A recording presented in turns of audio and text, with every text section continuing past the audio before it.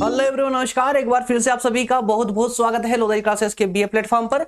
आधुनिक भारत का इतिहास बीए सेकेंड ईयर के लिए आधुनिक भारत का इतिहास 1740 से 1947 तक वाली जो सीरीज है आपकी, इसके मॉडल पेपर का आप काफी लंबे समय से इंतजार कर रहे थे। आपकी कई सारी कमेंट आई थी कि सर 2024 के पेपर के लिए आईएमपी क्वेश्चन बताइए इतिहास के। सो दोस्तों, इस डेली एक पूरे हफ्ते हमारी ये मॉडल पेपर वाली क्लासेस ही चलने वाली है। इसमें इसी को कंटिन्यू करते हुए आज मैं आप लोगों के लिए इतिहास की, जो कि आधुनिक भारत का इतिहास है आपका बीए सेकेंड ईयर के सभी छात्रों के लिए 2024 की परीक्षा के लिए इनसे ज्यादा इंपॉर्टेंट क्वेश्चन कुछ और हो ही नहीं सकता है।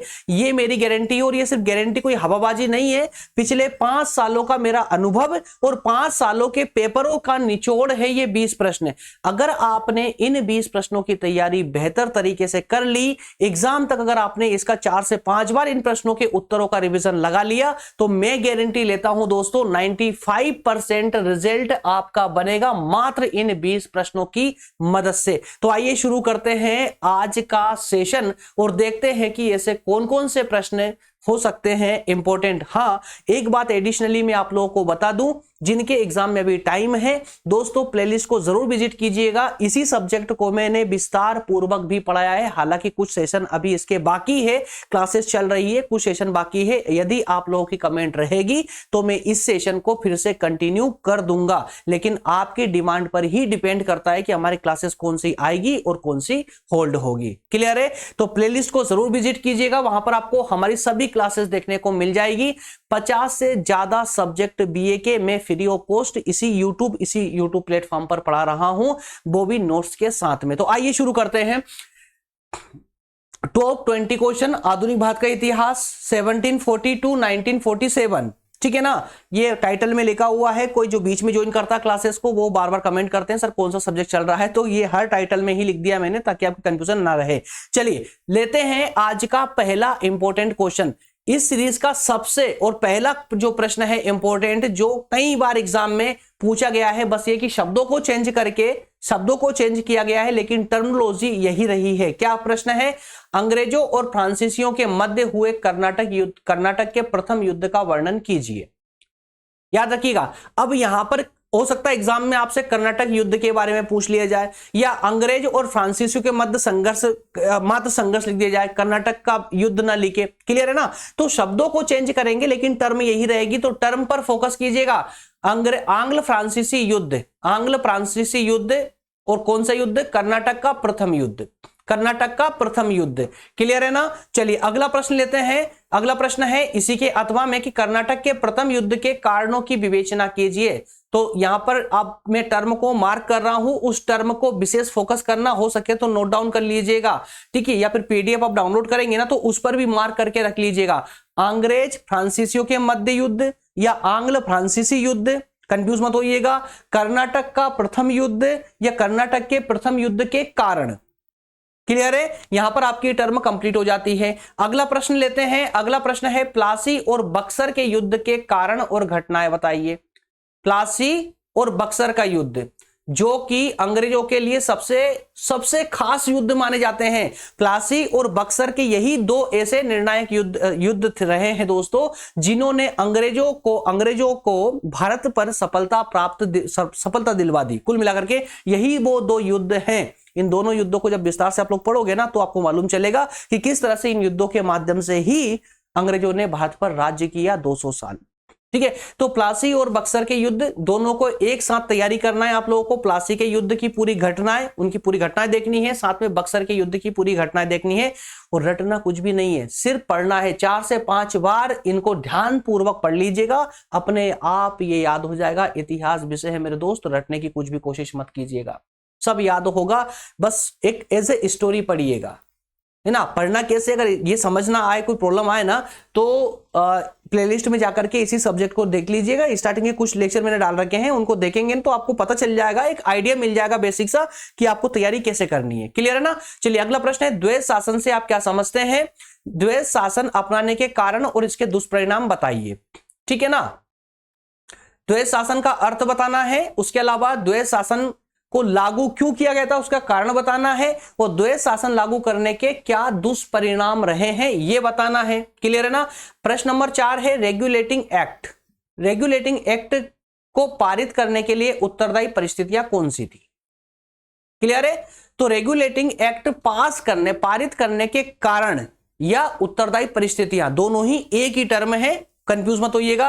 रेगुलेटिंग एक्ट की प्रमुख धाराएं लिखिए कि रेगुलेटिंग एक्ट में कौन कौन सी धाराएं थी।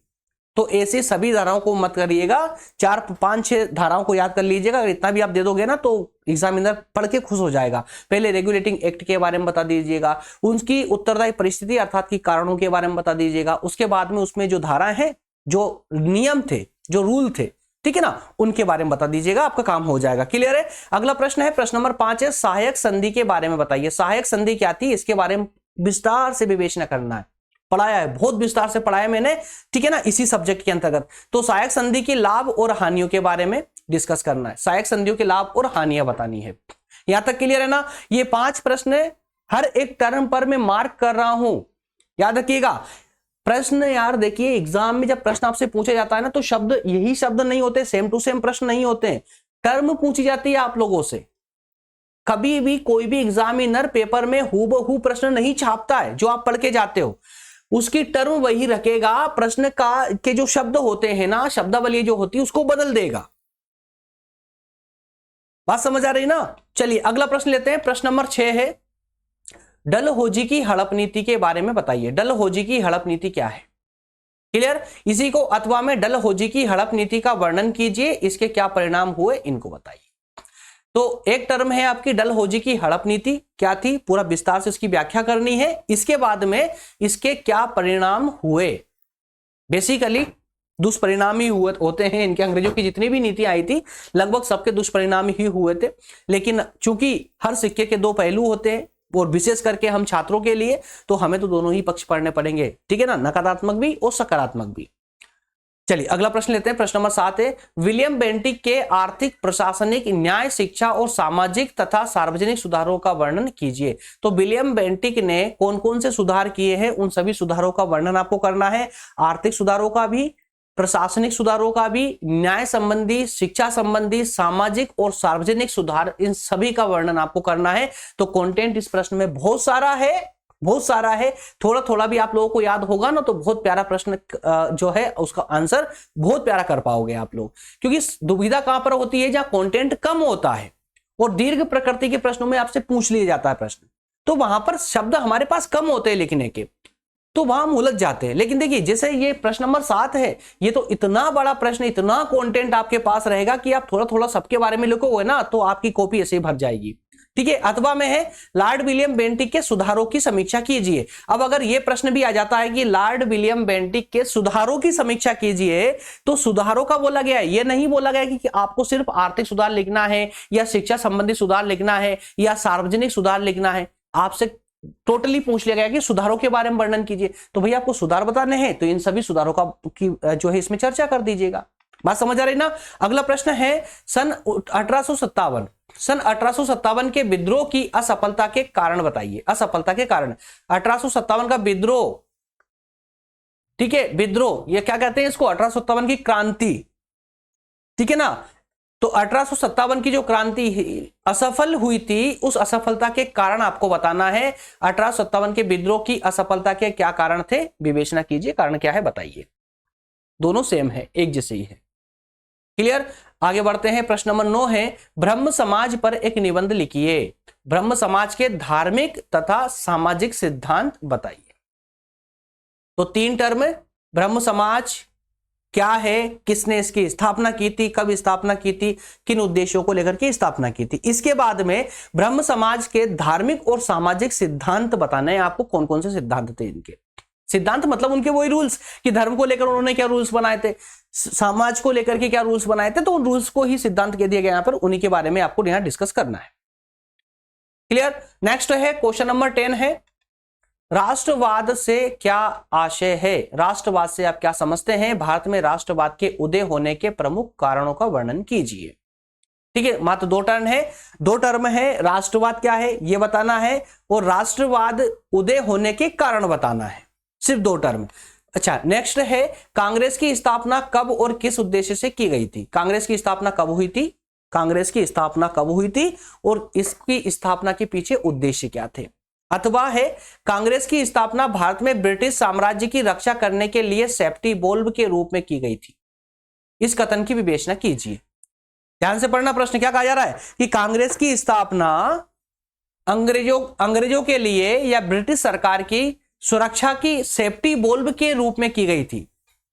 क्यों? तो ये तो क्लास में मैंने बहुत अच्छे से डिस्कस करवाया है आप लोगों को, क्लास में यहां पर डिस्कस नहीं करेंगे, नहीं तो क्लास बहुत ज्यादा लंबी हो जाएगी। अगला प्रश्न है नरम दल पर निबंध लिखिए। नरम दल पर निबंध लिखिए अथवा उदारवादियों के प्रमुख सिद्धांत या उदारवादियों के प्रमुख उद्देश्य। क्लियर? नरम दल क्या है यह बताना है, कौन कौन से नेता इसमें शामिल थे उनके बारे में बताना है। और नरम दल को ही उदारवादी दल कहते हैं, समझते हो ना आप लोग? उदारवादी कहते हैं। इस उदारवादी दल के सिद्धांत बताना है या उदारवादी दल के उद्देश्य बताने हैं। प्रश्न नंबर 13 है बंगाल का विभाजन लॉर्ड कर्जन की महान भूल थी, स्पष्ट कीजिए। बंगाल का विभाजन कौन से वायसराय ने किया था? लॉर्ड कर्जन ने।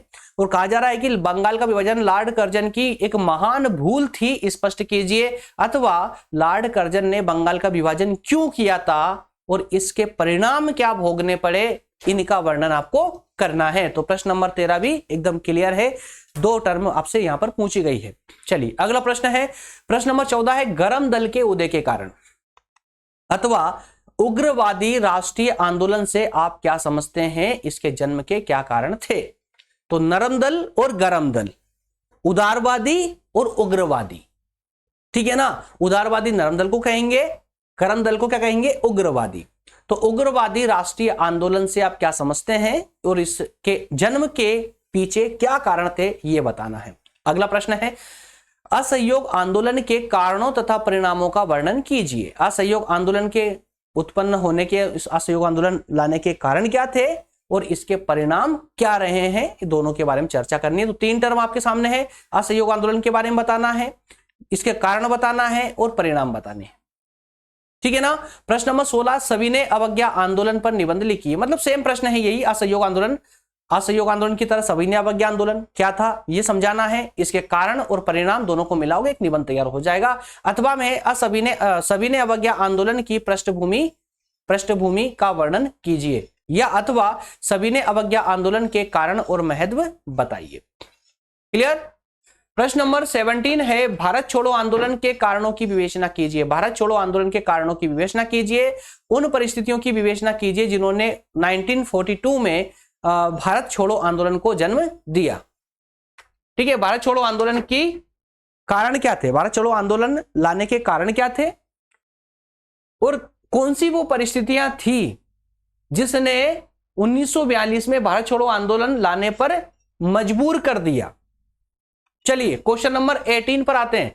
कैबिनेट मिशन योजना क्या है? कैबिनेट मिशन योजना क्या थी और इस कैबिनेट मिशन योजना की विशेषताओं का वर्णन करना है। अथवा में है कैबिनेट मिशन योजना के गुण दोष बताने हैं। 3 टर्म, कैबिनेट मिशन योजना क्या थी, इसकी विशेषताएं क्या थी और गुण दोष क्या थे। क्लियर? लास्ट के 2 प्रश्न और है, रुके रहिएगा, जल्दी मत, क्लास को थोड़ा सा ना, ठीक है यार, सेशन स्टार्ट करते हो ना तो एंड तक बने रहा करो, कुछ ना कुछ सीख कर ही जाओगे। अगर आपका सब्जेक्ट नहीं होगा तो भी आप लोग कुछ ना कुछ सीखोगे, स्टूडेंट तो होना है ना, इतना पर्याप्त है। तो जब कोई क्लास आप अटेंड कर ही लेते हो ना तो लास्ट तक रुकना चाहिए आप लोगों को। चलिए प्रश्न नंबर 19 है भारतीय स्वतंत्रता संग्राम में आजाद हिंद फौज के योगदान की समीक्षा कीजिए। भारतीय स्वतंत्रता संग्राम में आजाद हिंद फौज की क्या योगदान था ये बताना है। इसके अलावा अथवा है आजाद हिंद फौज पर एक लेख लिखिए या सुभाष चंद्र बोस का परिचय दीजिए, आजाद हिंद फौज पर संक्षिप्त टिप्पणी कीजिए। ठीक है, तो सुभाष चंद्र बोस के बारे में थोड़ा बहुत आप लिखेंगे, उसके बाद में आजाद हिंद फौज के बारे में विस्तार से लिखेंगे, क्या योगदान रहा है भारतीय स्वतंत्रता संग्राम में आजाद हिंद फौज का। ये सारी बातों को लेकर के कंटेंट बहुत प्यारा मिलेगा आपको, बहुत ज्यादा कंटेंट मिलेगा, आसानी से आप इस प्रश्न का उत्तर लिख पाएंगे और बहुत ही प्यारे तरीके से लिख पाएंगे। अगला प्रश्न है और आखिरी प्रश्न है भारत के विभाजन के कारणों की विवेचना कीजिए। भारत के विभाजन के क्या कारण थे, इसकी विवेचना। और हाँ, रुके रहिए जिनके एग्जाम थोड़ा लेट है, 15 दिन या 20 दिन बाद में है, अगले महीने है, उनके लिए एक और है मेरे लिए कुछ, आप लोगों के लिए मेरे पास कुछ है, तो 1 मिनट के लिए और रुकिए, मैं अभी आपको बताने वाला हूं। भारत के विभाजन के कारणों की विवेचना कीजिए, अथवा भारत के विभाजन के लिए उत्तरदायी कारणों पर प्रकाश डालिए। भारत के विभाजन जो हुआ उसके पीछे कौन सी परिस्थितियां थी, वो कौन से उत्तरदायी कारण थे, उनकी विवेचना करनी है। अथवा में है सांप्रदायिक राजनीति भारत विभाजन का प्रमुख कारण बनी। कौन सी? सांप्रदायिक राजनीति। सांप्रदायिक राजनीति भारत विभाजन का कारण बनी, स्पष्ट कीजिए। तो दोस्तों ये हुए आपके 20 क्वेश्चंस जिनका एग्जाम में आने की 100% समझ रहे हो ना, ठीक है, आना ही आना है, ये मान लीजिएगा। तो इन एक भी प्रश्न को इग्नोर मत कीजिएगा, एक भी प्रश्न को इग्नोर मत कीजिएगा, सारे प्रश्न बहुत इंपॉर्टेंट है। और मेरे इस मॉडल पेपर की सबसे बड़ी खासियत क्या है पता है आप लोगों को? जो प्रश्न मैं लेकर आता हूं ना, जो मॉडल पेपर देता हूं को 15 या 20 क्वेश्चन, इस 15 या 20 क्वेश्चन में पूरे सब्जेक्ट को सिमेट देता हूं मैं। अगर आप इन 20 प्रश्नों की तैयारी करते हो ना, तो हर टॉपिक से आपको ज्ञान प्राप्त हो जाएगा इन 20 प्रश्नों में। हर टॉपिक पर, हर टॉपिक से एक भी प्रश्न नहीं छूटेगा आप लोगों का, सबको सिमेट करके इन 20 प्रश्नों में डाल दिया है मैंने। इनकी तैयारी करोगे हो जाएगा आपका काम। हाँ, जिनका एग्जाम थोड़ा लेट है अभी, उनके लिए 10 क्वेश्चन में छोटे छोटे क्वेश्चन और दे रहा हूं, तो कृपया करके उनको भी एक एक दो बार पढ़ जरूर लीजिएगा, ठीक है ना। कौन से? लघुत्तरीय और अति लघुत्तरीय प्रकृति के प्रश्न। कितने? 10 प्रश्न मात्र है। फटाफट में बता देता हूं आपको। देखिए पहला प्रश्न होगा इसमें, कर्नाटक के दूसरे और तीसरे युद्ध। दूसरा और तीसरा युद्ध। देखिए कर्नाटक का पहला युद्ध तो आपने दीर्घ प्रकृति में पढ़ लिया। अब दो बस एक बार पढ़ना है, खाली आपको रिवीजन लगाना है, पढ़ना है सिर्फ। कर्नाटक का दूसरा और जो तीसरा युद्ध हुआ था उनके बारे में पढ़ना है। दूसरे नंबर में है पानीपत का तीसरे युद्ध। तीसरे युद्ध के बारे में पढ़ लीजिएगा, उसके कारण पढ़ लीजिएगा, 5 कारण मात्र पढ़ लीजिएगा, ज्यादा लेंदी मत जाइए, ठीक है ना। लॉर्ड डलहौजी के सुधारों के बारे में बताना है आप लोगों को। इसके अलावा महारानी विक्टोरिया के घोषणा पत्र क्या था, इसके बारे में लिखना है। इसके अलावा स्वदेशी आंदोलन का स्वरूप क्या था, स्वदेशी आंदोलन का स्वरूप क्या था, यह बताना है। प्रश्न नंबर 6 में है, भारत में क्रांतिकारी आंदोलन उदय क्यों हुए, क्रांतिकारी आंदोलन का उदय होने के कारण क्या थे, यह बताना है। प्रश्न नंबर 7 में कुछ टिप्पणियां करनी है, एक रोलेट एक्ट पर और एक जलियांवाला बाग हत्याकांड पर, ठीक है ना। दो कॉन्सेप्ट है, रोलेट एक्ट और जलियांवाला बाग हत्याकांड, दोनों पर टिप्पणी। साइमन कमीशन पर टिप्पणी, इसके अलावा तीसरे गोलमेज सम्मेलन पर टिप्पणी, वो लास्ट वाला है इसमें क्रिप्स मिशन, ठीक है ना, क्रिप्स मिशन पर टिप्पणी। तो ये 10-11 टर्म है, इनको भी एक एक बार आप जो है, एक बार तो नहीं कहूंगा, 4-5 बार पढ़ लीजिएगा। समय है इतना, आराम से पढ़ सकते हो आप लोग। सिर्फ पढ़ना रटना कुछ भी नहीं है, सिर्फ 4-5 बार पढ़ लीजिएगा। कहानियों की तरह है यार, इतिहास में सारे प्रश्न कहानियों की तरह होते हैं, अपने आप समझ आ जाएगा आप लोगों को। क्लियर है? तो इस तरह से आपका ये मॉडल पेपर आज का होता है कंप्लीट। और इस मॉडल पेपर के दोस्तों यकीन मानिएगा, मैं फिर लास्ट में कह रहा हूं आप लोगों से, बहुत इंपॉर्टेंट क्वेश्चन है, एक भी क्वेश्चन छोड़िएगा मत। जी हां, अब अगर आपको ये सेशन पसंद आ रहा है, आपके लिए हेल्पफुल हो रहा है, तो यार थोड़ा सा चैनल को या हमारे इस क्लासेस को थोड़ा और आगे बढ़ाइए। क्लासेस आगे बढ़ेगी तो हमारा चैनल थोड़ा सा और आगे आएगा। आप लोगों के सहयोग से वैसे तो हम 1 लाख पार कर चुके हैं, लेकिन मैं चाहता हूं, अभी इसमें संतुष्ट नहीं हूं मैं चाहता हूं कि ये लोधाई क्लासेस की जो ये पूरी फैमिली है, जो परिवार बना है आप लोगों से मिलकर के, ये और ज्यादा बढ़े, है ना। और देश के कोने कोने तक जो भी स्टूडेंट, जिस स्टूडेंट के पास भी फ्री ऑफ कॉस्ट क्लासेस नहीं प्रोवाइड हो पा रही हो, डिटेल क्लासेस हमारे द्वारा जो फ्री ऑफ कॉस्ट दी जा रही है, नोट्स भी दिए जा रहे हैं, पूरी आप लोगों की इतनी मेहनत कर रहा हूं, ये क्लासेस जो है देश के कोने कोने तक पहुंच जानी चाहिए। तो इसके लिए आप लोगों के सहयोग की आवश्यकता है। सहयोग में मुझे आपका आर्थिक सहयोग नहीं चाहिए, ठीक है। आप लोगों के सहयोग से बहुत कुछ, ठीक है ना, सब कुछ मैं मैनेज कर पा रहा हूं। बस आप लोगों का एक ही सपोर्ट है, क्लासेस को थोड़ा सा शेयर कर दें। और अभी तक अगर आपने चैनल को सब्सक्राइब नहीं किया है तो कर लीजिए यार, क्या जाता है उसमें, है ना। और क्लास अगर हेल्पफुल है तो लाइक करना तो हालांकि आप भूलते नहीं है, मैं जानता हूं आप लोगों मैक्सिमम लोग लाइक कर ही देते, लेकिन जो नहीं करते हैं, क्लासेस का एंजॉय कर रहे हैं, उसकी हेल्प ले रहे हैं क्लासेस की, उसके बाद भी अगर क्लास को लाइक नहीं करते हो, आप लोग चैनल से जुड़े हुए हो, पर डे हमारे क्लासेस देखते हो, फिर भी सब्सक्राइब नहीं कर रहे हो, तो फिर है ना, क्या कहेंगे आपके बारे में, आपको समझिए क्या कहना चाहता हूं मैं। मिलते हैं नेक्स्ट सेशन में, अगले फिर मॉडल पेपर में मिलेंगे दोस्तों। Thank you so much. और आप लोग कमेंट करके बताइएगा मुझे नेक्स्ट सेशन में कौन सा मॉडल पेपर चाहिए आपको, किस सब्जेक्ट का चाहिए। क्लियर है? ओके दोस्तों, थैंक यू सो मच।